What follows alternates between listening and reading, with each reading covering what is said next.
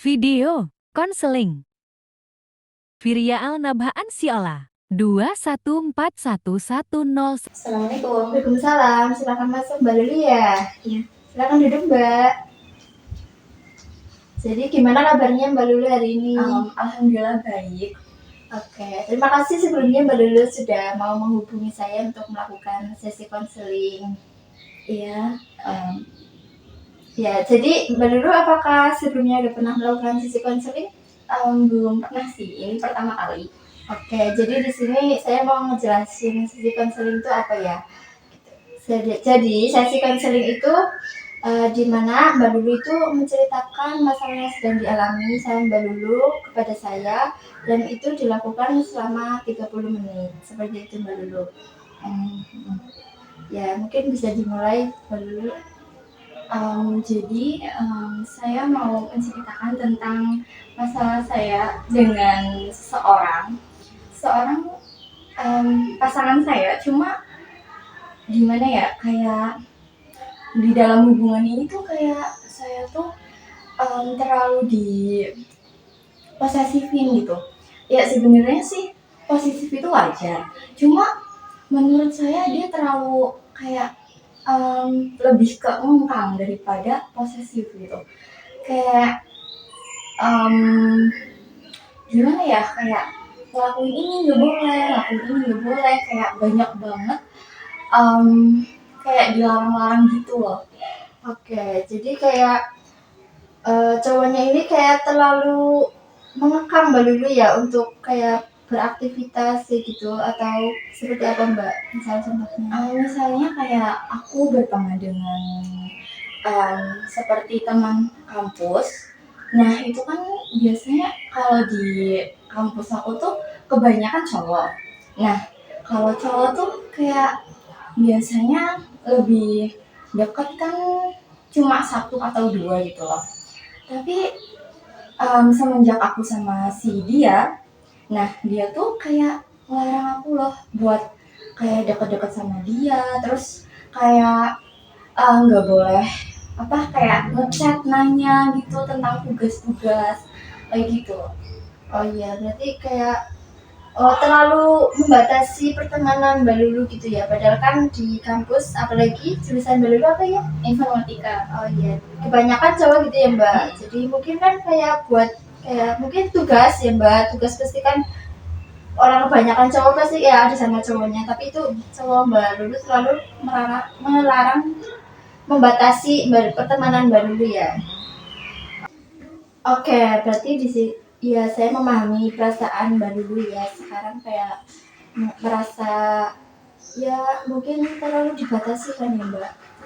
Mbak Lulu udah merasakan itu dari awal hubungan atau baru akhir-akhir ini gitu Mbak? Sebenarnya saya merasa seperti itu kayak belum di awal sih. Kalau di awal tuh kayak kita tuh tahu dia baik-baiknya doang loh. Terus di pertengahan dia kayak udah mulai bisa ngatur hidup aku gitu. Kayak pas kayak saya ngikutin kegiatan jadi panitia atau apa gitu di UKM, dia tuh kayak suka pengen dikabarin loh, kayak di papin, terus kayak di videoin gitu kegiatan-kegiatannya sama siapa aja. Terus kayak saya tuh nggak boleh duduk bebarengan sama kayak lawan jenis. Intinya aku tuh harus jauh-jauhan sama cowok-cowok gitu. Oh gitu ya Mbak. Jadi kayak berarti itu belum lama ya Mbak? Apa ya belum lama. Oke, jadi ya karena dari situ Mbak Lulu juga merasakan ketidaknyamanan ya Mbak. Terus hubungannya sekarang gimana Mbak? Apakah masih baik-baik aja atau gimana? Masih baik-baik aja. Tapi kadang aku kayak ngerasa kurang cocok aja sih sama dia. Kayak